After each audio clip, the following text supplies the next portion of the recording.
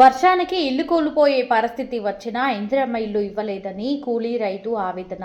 నల్గొండ జిల్లా గుర్రంపోడు మండలం ములకలపల్లి గ్రామంలో ఇందిరమ్మ ఇల్లు డబ్బులు ఇచ్చిన వాళ్లకి కేటాయిస్తున్నారని కూలీ రైతు ఆవేదన. ఎన్నిసార్లు దరఖాస్తులు పెట్టినా ఇవ్వలేదని, లంచాలతో ఇందిరమ్మ ఇల్లు కేటాయిస్తున్నారని, ఇల్లు ఉన్న వారికే ఇల్లు ఇస్తున్నారని, నల్గొండ జిల్లాలో కొన్ని గ్రామాలలో ఒకే ఇంటికి చెందిన అన్నదమ్ములకి అధికార పార్టీ నాయకులకి కేటాయిస్తున్నారని కూలీ రైతు ఆవేదన వ్యక్తం చేశాడు. ఇల్లు అవతారం చూడ్రి, మా ముగ్గుల తెలుసుకునే ఇల్లు, ఈ ఇల్లు అవతారం చూడ్రి, ఈ కథ చూడ్రి. ఇంతవరకు ఇల్లు రాలేదు. వచ్చిన వాళ్ళకే తండ్రులకు వచ్చినాయి, ఇప్పుడు కొడుకులకు వచ్చినాయి.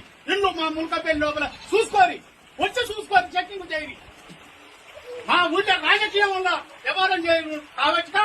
ఆ ఊళ్ళో ఎంబటి తిరిగి దొంగతనంగా మా ములకపల్లి లోపల ఇల్లు పెట్టా. మొదటి వరకు చాలా మంది లంచాలు తీసుకొని పెట్టారు. ఇల్లు ఆ ఊళ్ళో ములకపల్లి లంచాలు తీసుకొని పెట్టారు. 10,000 లంచాలు తీసుకొని తండ్రులకు వచ్చింది, ఇలా కొడుకులకు వచ్చింది, ఆయన మొగళ్ళకు వచ్చింది, ఇలా పెండాలకు వచ్చింది.